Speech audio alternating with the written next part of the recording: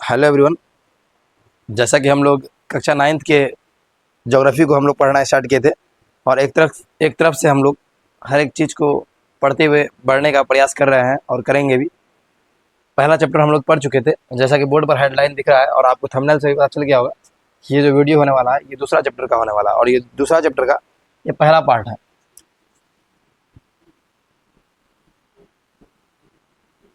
चूँकि हम लोग जो अध्ययन करते हैं वो बहुत डीप अध्ययन करते हैं और डीप अध्ययन करने के लिए हमको एक चैप्टर्स को कई पार्ट में तोड़ना पड़ता है, कई पार्टों में बांट के तब हम लोग वीडियो अपलोड करते हैं। ये चैप्टर जो है अपने आप में बहुत ही महत्वपूर्ण चैप्टर है, बहुत ही वीवीआई चैप्टर इसको हम लोग बोल सकते हैं कि एग्जाम के दृष्टिकोण से भी और आगे आपको कंपटीशन में भी बहुत काम आता है।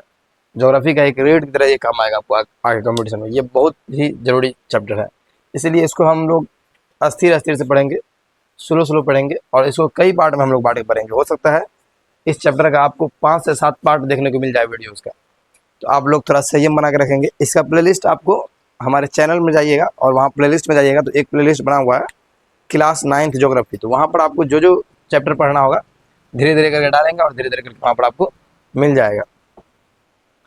हम लोग सबसे पहले आज समझेंगे भौतिक स्वरूप, संरचना और उच्चावच को, है ना, फिजिकल फॉर्म्स को समझने वाले हैं यहाँ पर। और फिजिकल फॉर्म्स में जैसे भारत का अगर बात करेंगे तो भारत में कई तरह की स्थलाकृतियाँ हैं, कई तरह के फिजिकल फॉर्म्स हैं, उसको समझने वाले हैं। ठीक है, जैसा कि आपको पता होगा कि हमारे भारत एक ऐसा देश है जहाँ पर पठार, मैदान, पर्वत सभी कुछ है। ठीक है, कहीं ऊंचे शिखर पर्वत है तो कहीं फिर क्या है मैदान है और कहीं फिर क्या है पठार है, इस तरह का चीज़ है भारत में, है ना। सभी जगह पूरा इंडिया में सब जगह स्थलाकृति एक समान नहीं है, कहीं ऊंचा पर्वत, कहीं नीचा पठार, कहीं मैदान। ठीक है, इस तरह का चीज़ है।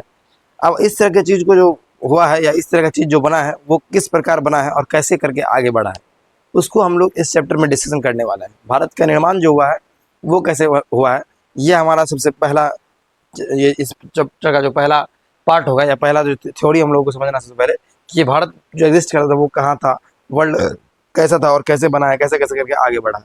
सबसे पहले हमको समझते हैं कि भारत का संपूर्ण क्षेत्रफल कितना है। देखिए, जैसे अगर हम समझना शुरू करें बेसिक से, जैसा कि हम बताएं पूरा बेसिक से चलेगा, तो भारत का संपूर्ण क्षेत्रफल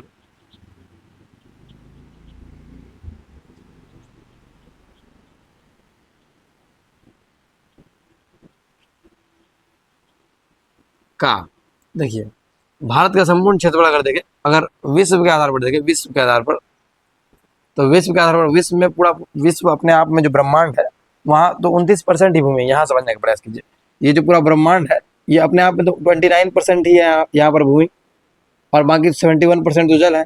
लेकिन ये 29% अपने आप में 100% हुआ, 100% हुआ।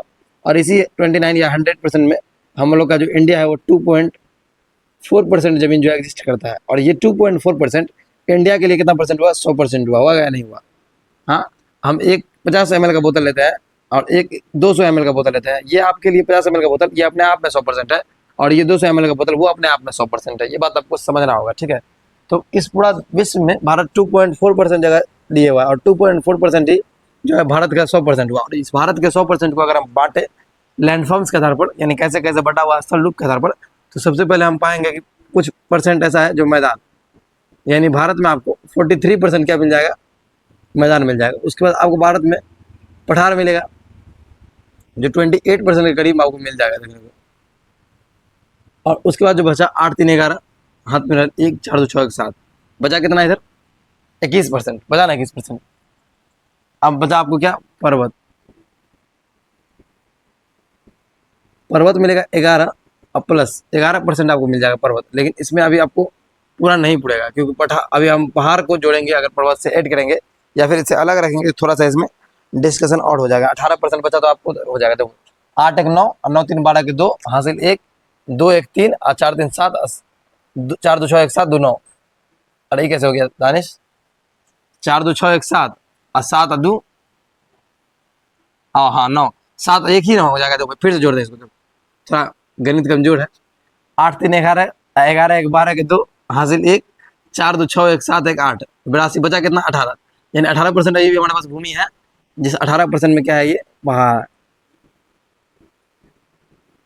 अब कहीं कहीं पर आपको ये जो है ये दोनों मिला हुआ मिलेगा। ठीक है, इसको लिखा हुआ रहेगा पर्वत, क्या लिखा रहेगा, पर्वत। तो पर्वत लिखा रहेगा 8, 1, 9, 1, 1, 2 29%। ठीक है, अंतर कुछ नहीं है पर्वत और पहाड़ में। पहाड़ ज़्यादा ऊंचा, जो ज़्यादा ऊंचा स्थलाकृति जो होता है उसको बोलते हैं पहाड़, सॉरी पर्वत, और उससे तो थोड़ा कम होता है। मान लीजिए जो स्थलाकृति जो 900 मीटर से लेके 2000 या 2500 मीटर, 2000 मीटर के आसपास है, 2000 या 2500 मीटर का, वो पर्वत बाहर हो जाएगा। लेकिन 2000 मीटर से जो अधिक ऊंचाई पकड़ रहा है वो सब क्या हो जाएगा, पर्वत की श्रेणी में आ जाता है। बस यही अंतर और कुछ नहीं है। अगर पहाड़ एग्जिस्ट नहीं करे तो सब पर्वतीय में हो जाएगा, ठीक है। तो यहाँ पर हम लोग समझिए 43% भारत में क्या है, मैदान है, पठार है 28%, 11% पर्वत है और 18% क्या है, पहाड़ है। अगर पर्वत और पहाड़ को मर्ज करते तो वो 29% है पर्वत, ठीक है। मतलब दोनों को अगर मर्ज करते हैं एक ही श्रेणी में अगर गिन रहा है पहाड़ को भी उसे, तब ठीक है। तो ये आपको 100% ये और ये मिल जाएगा, या फिर ये चारों को ऐड करके मिल जाएगा। अब आइए समझते हैं कि कौन सा कैसे, कितना दूरी पर और कितना कैसे कैसे। सबसे पहले अगर हम एक आपको डायग्राम बना के समझाने का प्रयास करें तो ये हमारा सी लेवल है, ये क्या है, समुद्र लेवल। ये क्या है, समुद्र लेवल, इसको समुद्र बोलेंगे, ठीक है। कोई भी चीज़ को हम लोग जो नापते हैं, अगर हम कहीं किसी भी भूमि पर खड़े हैं या किसी भी रेलवे स्टेशन पर है, किसी भी मान लीजिए एयरपोर्ट वगैरह पर, तो वहाँ पर आप देखिएगा बोर्ड पर लिखा रहता है, बोर्ड पर लिखा हुआ रहेगा उस जगह का नाम, और उस नीचे में लिखा रहेगा समुद्र तल से इतनी ऊंचाई, इस बोर्ड पर, ठीक है। ये आप लोग आप जो है गौर कीजिएगा कि बोर्ड पर उस स्टेशन का नाम लिखा रहता है और नीचे में समुद्र तल से उसकी ऊंचाई लिखी हुई रहती है, ठीक है। तो वो समुद्र तल से ही हम लोग मापते हैं कोई भी चीज़ को, ठीक है। अभी हम लोग कितनी ऊंचाई पर है उसको अगर देख रहे हैं, आप गूगल पे सर्च कीजिए, आप जिस स्थान पर रहते हैं वहाँ से आप सर्च कीजिए कि हमारा जो ये स्थान, अपना स्थान का नाम बोलिए। आप मान लीजिए आप जो है सहरसा, जैसे हम लोग अभी सहरसा में रह रहे हैं, तो सहरसा का हम लोग सर्च करेंगे कि सहरसा जो है समुद्र तल से कितनी ऊंचाई पर है, ठीक है। आप समझ लीजिए जितना ऊंचाई वाला भूमि होगा उस हिसाब से हम लोग बांट लेंगे। यहाँ आपको वो चीज़ समझ में आ जाएगा। अभी सबसे पहले ये देखिए, एक हम लाइन रख देते हैं इधर, यहाँ पर हो जाएगा काम मेरा, और थोड़ा डायग्राम बना लेना पड़ेगा। चलिए डायग्राम लेते हैं यहाँ से, ये समुद्र हो गया और ये एक हम लैंड रहते हैं अपना मापने के लिए, ठीक है। इसको बोलेंगे सब सी लेवल, क्या बोलेंगे इसको, CLEVEL, सी लेवल, ठीक है। और यहाँ से लेके इस 300 तक, इस बीच में यहाँ से लेके यहाँ तक ये है जीरो, ये जीरो, और ये कितना है,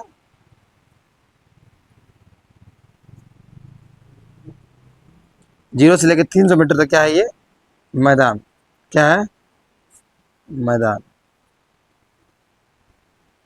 ये है समुद्र से लेके, यानी जीरो से स्टार्ट होके, यानी समुद्र लेवल के बाद जो भूमि आता है वहां से लेके 300 मीटर तक जितना भी स्थलाकृति वो क्या आ जाएगा, मैदान। आपको याद होना चाहिए कि हम लोग जिस क्षेत्र में रह रहे हैं, हम लोग जहाँ पर रहते हैं बिहार, बिहार पूरा मैदानी ही इलाका है, ठीक ना।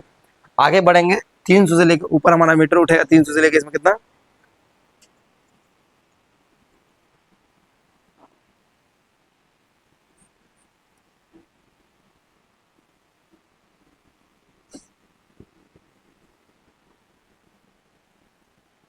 अब ये देखिए ये 900, ये कितना, 900 मीटर की बात हो रहा है, यानी 300 से 900 मीटर तक जो एरिया देगा आपको वो पठार देगा, जिसको प्लेट्यू बोलते हैं, ठीक है। समझ में आ जाएगा आपको, उतना लिखने की आवश्यकता है नहीं।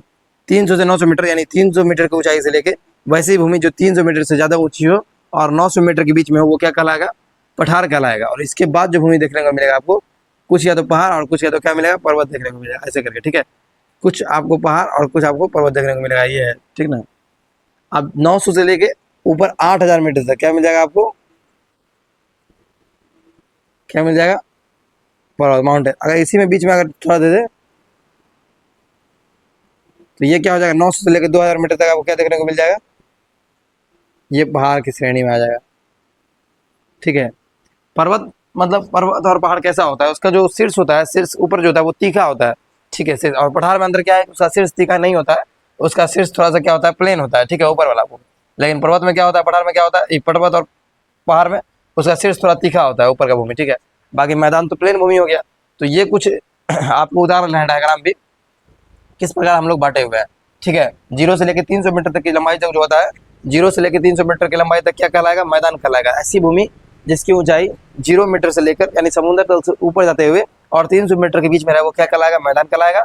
300 मीटर से ऊपर और 900 मीटर के बीच वाला भूमि क्या कहलाएगा, पठार कहलाएगा, जिसको प्लेट्यू बोलते हैं। 900 मीटर से लेकर 2000 मीटर तक की ऊंचाई वाला जो भूमि हो जाएगा वो पहाड़ कहलाएगा। और 2000 मीटर से लेकर 8000 मीटर की ऊंचाई तक वाला माउंटेन यानी कि पर्वत कहलाएगा, ठीक है। हालांकि हम 9000 से 900 से 8000 मीटर बोल सकते हैं कि पर्वत है सब, ठीक ना। तो ये कंडीशन होता है हमारे, इसको बोलते, ये हो गया आपका डायग्राम, ठीक है, स्थल रूप का। स्थल रूप इस प्रकार से आपका है। अब हम लोग आगे बढ़ेंगे और इसी में और बहुत कुछ समझने का प्रयास करेंगे। जैसे भारत का, अब ये पहला टॉपिक आपका हो गया, ठीक है। अब भारत समझते हैं, दूसरा बात, भारत का जो निर्माण हुआ है, इसी प्लेट, ये जो पहाड़ है, मैदान है या फिर पर्वत है, इसका निर्माण कैसे हुआ होगा। इसका निर्माण हुआ होगा कि पृथ्वी के घसकने से इधर से उधर, तो मान्यता यही है, आपके 9th क्लास की किताब के अकॉर्डिंग बताया गया है कि भारत की वर्तमान रूपरेखा तैयार होने में करोड़ों वर्ष लगे हैं, और इस लंबी अवधि में भूगर्भीय हलचल यानी कि भूमि के अंदर जो हलचल हो रही है उसके साथ जो है बाह्य शक्ति है ना, भूमि के अंदर हलचल और बाह्य शक्ति से, बाह्य शक्ति की अहम भूमिका रही है ना। भारत के अंदर जो कोई भी लैंडफॉर्म्स बना है, मान लीजिए कोई मैदान बना है, कोई पठार बना है, कोई पर्वत बना है, तो उसके पीछे कहानी है। पठार बना है तो मान लीजिए कोई ज्वालामुखी फूटा होगा, वो ठंडा गया होगा तो पठार का निर्माण ले लिया होगा। तो ऐसा कहानी है जो भूगर्भीय हलचल के कारण हुआ होगा, तो उसी भूगर्भीय हलचल को पढ़ते हैं। ठीक है, भूगर्भ शास्त्रियों ने भारत के भौतिक स्वरूप के निर्माण होने की कई जो है बहुत सारा बात बताया है, बहुत सारा सिद्धांत अपना अपना थ्योरी दिया है, लेकिन सबसे ज्यादा थ्योरी जो है, फेमस थ्योरी जो है वो प्लेट विवर्तनिक सिद्धांत, जिसको प्लेट टेक्टोनिक थ्योरी कहते हैं। यहाँ पर हम लोग देखेंगे कि इसमें बाह्य शक्ति के, वहां पर जब बाह्य शक्ति का चर्चा किया किताब, तो वहां पर अपक्षय का चर्चा किया है ना। अपक्षय के बाद जो है अप्रदन का चर्चा किया और निक्षेपण का चर्चा किया। अप्रदन, अप्रदन और निक्षेपण का चर्चा किया। आने वाला चैप्टर में भी इसका बहुत योगदान, बहुत महत्वपूर्ण है ये, और ये हम जानने के बाद जो है इसका बहुत योगदान बढ़ जाता है, और अभी भी योगदान बहुत है इसका, पढ़ेंगे, पढ़ना बहुत जरूरी होगा इसको। अपक्षय मतलब क्या होता है? मिट्टी का, मान लीजिए मिट्टी है ये, मिट्टी का यहाँ से उठ के कहीं चला जाना, वो क्या कहलाता है? मिट्टी का अपक्षय हो गया। क्या हो गया? अपक्षय। अपरदन, मिट्टी का कटना, जैसे पानी जब आता है और मिट्टी क्या होता है? साइड साइड से कटता है। निक्षेपण क्या होता है? पानी आया, साइड से कटा, मिट्टी को ले जाके यहाँ जमा कर दिया है ना, डिपोजिट कर दिया, वो क्या कराया? निक्षेपण का है। अब अपक्षय में सरना गलना भी शामिल होता है। ठीक है, ये आपको समझना होगा। अब हम लोग पढ़ेंगे जो हमारे भारत के जो है इस सब भूमि का जो निर्माण हुआ है, उसके पीछे एक थ्योरी आता है जिसका नाम है प्लेट विवर्तनिक सिद्धांत। इसके पीछे पढ़ेंगे प्लेट विवर्तनिक सिद्धांत, प्लेट टेक्टोनिक थ्योरी। देखिए यहाँ पर एक शब्द है प्लेट विवर्तनिक। ठीक है, तो सबसे पहले हमको ये जानना जरूरी है कि प्लेट टेक्टोनिक जो है, ये जो वर्ड है, ये वर्ड सबसे पहले इस्तेमाल कौन किया था? ये वर्ड को सबसे पहले प्रयोग में लाने वाला व्यक्ति कौन था और कब लाया था? तो हम कहेंगे तुजो विल्सन। क्या कहेंगे? तुजो विल्सन। तुजो विल्सन ने सर्वप्रथम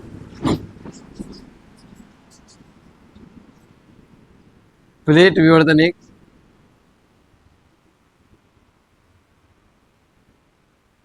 शब्द का प्रयोग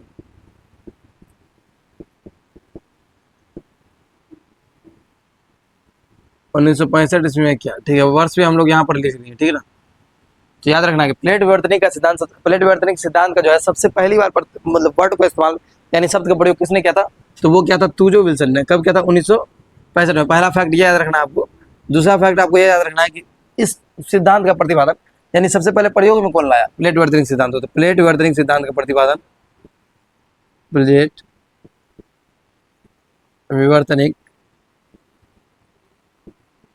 सिद्धांत का सबसे पहले यूज में, उपयोग में लाने वाला, प्रतिपादन डब्ल्यू जे मॉर्गन ने किया था। डब्ल्यू जे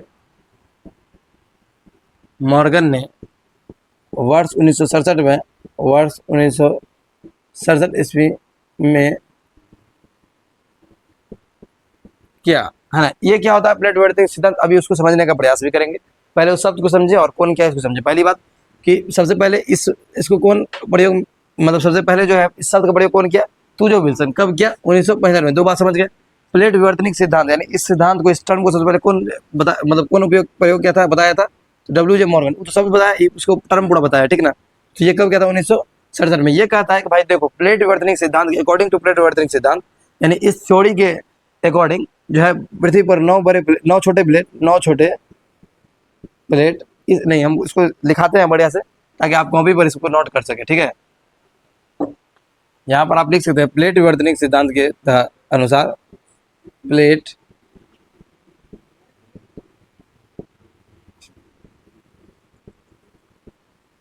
सिद्धांत के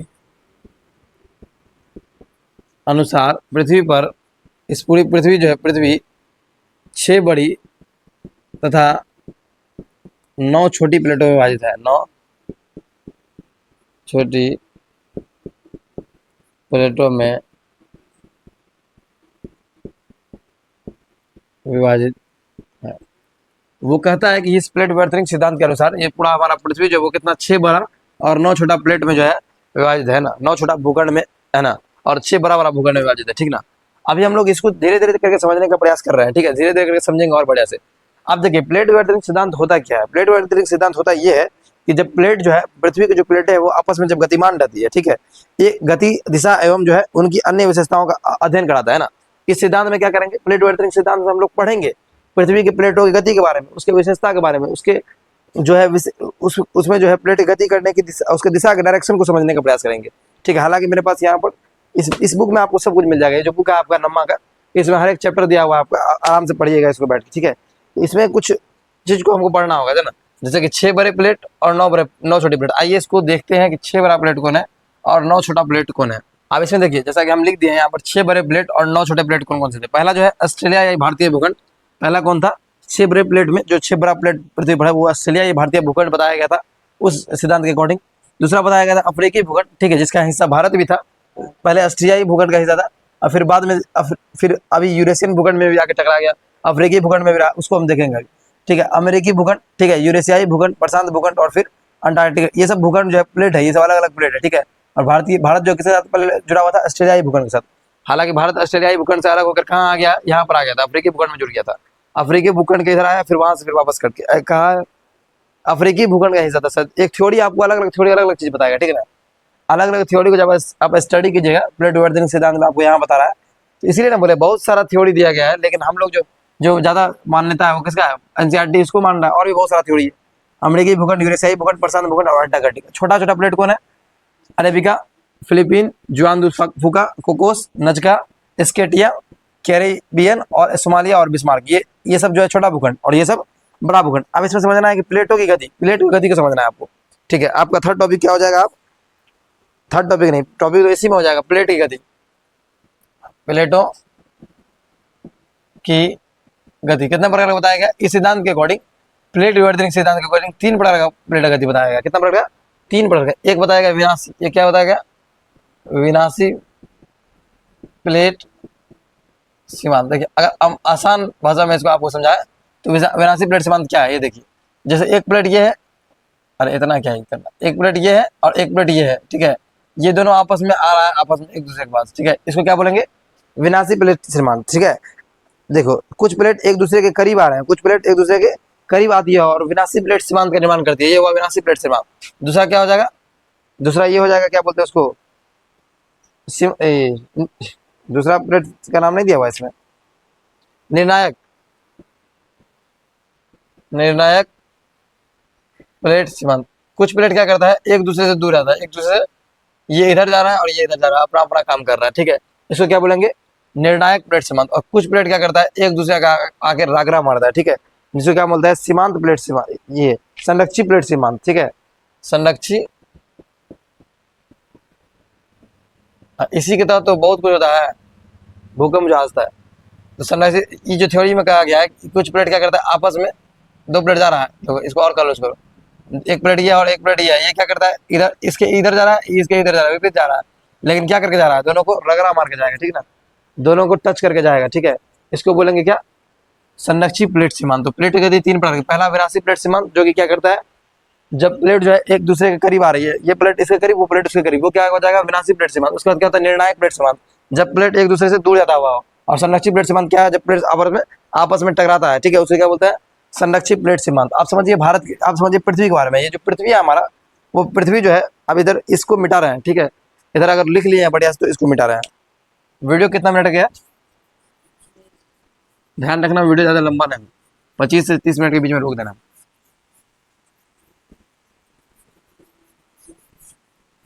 अब देखो पृथ्वी के बारे में जब पढ़ेंगे तो पृथ्वी तो काफी पुराना जगह है, ठीक है, पृथ्वी का निर्माण जो है 5 करोड़ वर्ष पहले हुआ था, ठीक है। पृथ्वी के बारे में पढ़ते चलिए।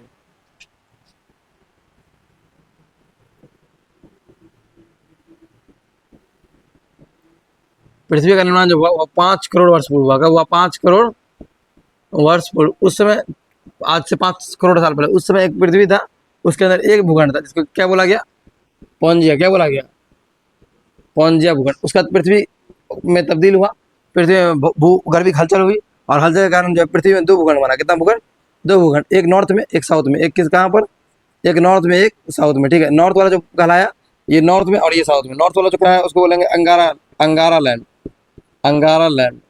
और साउथ वाला जो कहा है उसको क्या बोलेंगे? गोंडवाना लैंड। आपको याद रहना चाहिए कि हमारा जो प्रायद्वीपीय भूखंड है, जो भारत का भूखंड है, वो गोंडवाना लैंड का हिस्सा था, है ना। ये और बीच में जो बना, ये बीच में जो बना इसके अवसाद वगैरह, इसको क्या बोला गया? टेथिस सागर। क्या बोला गया? टेथिस सागर, ठीक है। तो इस तरह से पृथ्वी जो है अपने रूप में परिवर्तन लाती गई। और इस यही गोंडवाना लैंड का हिस्सा था कौन? हम लोग का जो प्रायद्वीपीय भूखंड है। और प्रायद्वीपीय भूखंड जो है सबसे पुराना भूखंड भी कहलाता है, ठीक है। इसमें और कुछ है नहीं, ठीक है। प्रायद्वीपीय भूखंड अगर आपसे पूछ दे किसका हिस्सा था, तो गोंडवाना लैंड का हिस्सा था। प्रायद्वीपीय भूखंड गोंडवाना लैंड का हिस्सा था। और इसी प्रायद्वीपीय भूखंड में क्या था भारत। इसलिए भारत का जो ये वाला आकृति है, ये जो भी देखते हैं आप, ये बहुत पुराना है, ठीक है। सबसे पुराना इसको बढ़ा जाता है ना। भारत जो है ये जो भारत हुआ था वो ऑस्ट्रेलियाई भूखंड से अलग हुआ था। किससे अलग हुआ था? ऑस्ट्रेलिया भूखंड से अलग हुआ था, अकॉर्डिंग टू प्लेट विवर्तनिक सिद्धांत, ठीक है। प्लेट विवर्तनिक थ्योरी भारत जो है ऑस्ट्रेलिया से अलग हुआ था। अब हम क्वेश्चन पढ़ना शुरू करते हैं एक एक करके आपका, ठीक है। हाँ, अगर पृथ्वी का वर्ष पूछ ले तो पृथ्वी को 4 जो है आयु वर्ष में बांटा गया है। पहला अजैविक, जिसको अजैविक भी AZOIC अजैविक बोल देना। पहला क्या हो जाएगा? AZOIC अजैविक, ठीक है। दूसरा क्या है? दूसरा है पूरा जीवन यानी प्रारंभिक, है ना। पोलियो जैविक बोल सकते हैं उसको, या प्राइमरी बोल सकते हैं, ठीक है ना। हालांकि पोला जैविक बोलना चाहिए, है ना। PLPELAEO, है ना। पहला ZOIC, इसको प्राइमरी भी आप बोल सकते हैं, ठीक है। प्रारंभिक, है ना। पूरा जैविक या प्रारंभिक। अजैविक ये क्या कहलाया? बोलो। अजैविक। ये क्या कहलाया? प्रारंभिक पूरा जीव, है ना। क्या कहलाया? पूरा जीव। इसको, ये पृथ्वी का आयु वर्ष है। क्या है? पृथ्वी का आयु। इसके बाद तीसरा नंबर आपको याद रखना है मध्य जीव, जिसको क्या कहते हैं? मेसोजोइक, है ना। तो इसको क्या कहेंगे? मेसोजोइक। इसको मध्य जीव भी बोल देंगे। मध्य जीव यानी पृथ्वी का आयु वर्ष को बांट रहे हैं हम, ठीक है ना। और एक था नूतन जीव, है ना, कैनोजोइक, है ना। इसको बोलेंगे नूतन जीव। अब ये पूछ देंगे क्या है, तो ये क्या है? पृथ्वी आयु वर्ष, है ना। पृथ्वी का आयु विभाजन लिखते, क्या लिखते? पृथ्वी का आयु, ठीक ना। तो 4 भागों में बांटा गया। कितना भागों में? 4। अजैविक, पूरा जीव, मध्य जीव और नूतन जीव, है ना। ये समझना है आप लोगों को। आज से 20 करोड़ वर्ष पूर्व भारत कहाँ अवस्थित था? अगर पूछ दे तो सुदूर दक्षिण जो है गोंडवाना लैंड का हिस्सा था, है ना। 20 करोड़ वर्ष पूर्व कहाँ था भारत? क्या बोलना है? सुदूर दक्षिण गोंडवाना लैंड का हिस्सा था, ठीक है।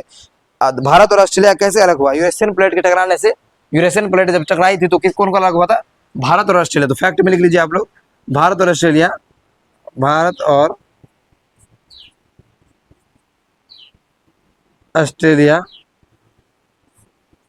यूरेशियन प्लेट के टकराने से अलग हुआ।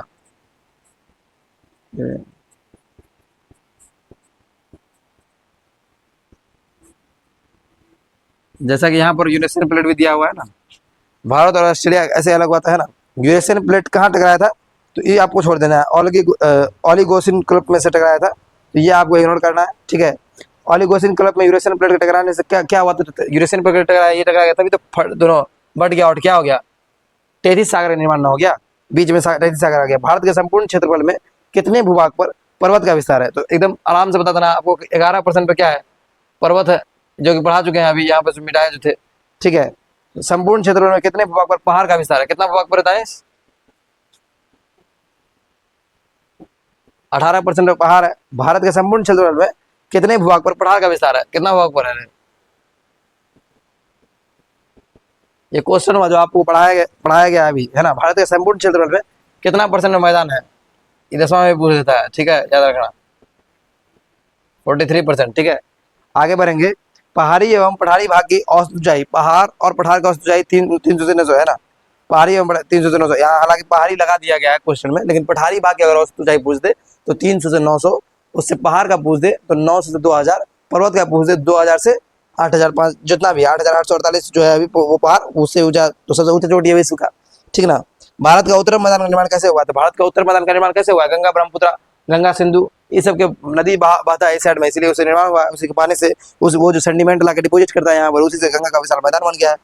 और उसके सहायक नदियों द्वारा, सिंधु नदी की सहायक नदी कौन सी है? झेलम, चिनाब, रावी, व्यास, सतलज सिंधु की सहायक नदी, है ना।